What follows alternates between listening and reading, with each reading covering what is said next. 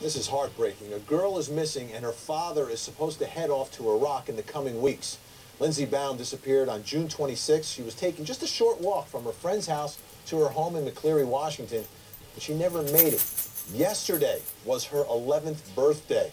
Police haven't found any evidence to explain her disappearance, and her dad is getting desperate. Time definitely not on his side. I would love nothing more than to see my daughter before I have to go. So please, if you know anything, contact the hotlines, contact any 911 centers.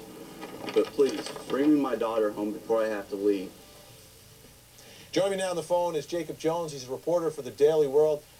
Jacob, thanks so much for joining us. What right now, could you update us on what the status is of this investigation into finding this 11-year-old girl?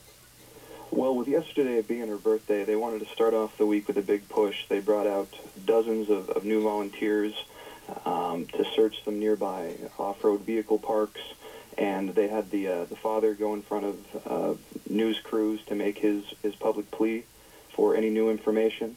Now they've sort of suspended the ground search for the time being, and they've moved on with about 12 to 15 detectives that are doing more specific checks and continuing with interviews.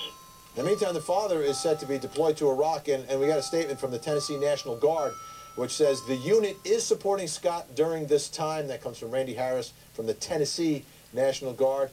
Do we have any update on what's going to happen to the father if, in fact, they don't locate his 11-year-old daughter before it's time to go?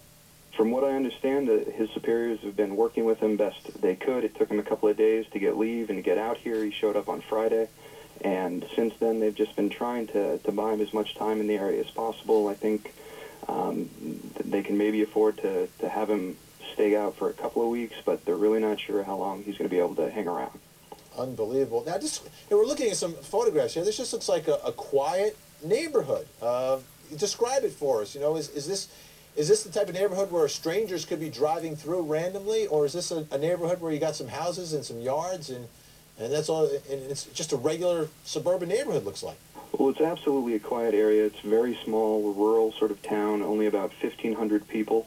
And while this was closer to the center of town, there's one major intersection. She was only a few blocks off of that. Most of the nearby areas are very rural, and it's only 5 minutes to maybe jump on a number of different highways that take you out of the county. So if it was someone from out of the area to get out of there, it wouldn't take them a long time at all. Have they done any other sorts of searches? You know, sometimes young people are on computers, and that can somehow be related, or cell phones, anything like that? They've done a number of searches, physically checking the area from divers to dogs to aircraft. They've taken her computer in for forensic testing and gone through her web history and personal files, and they just haven't turned up anything. Well, Jacob Jones, I hope we find this young girl. Thanks so much for helping us out here and telling us the story.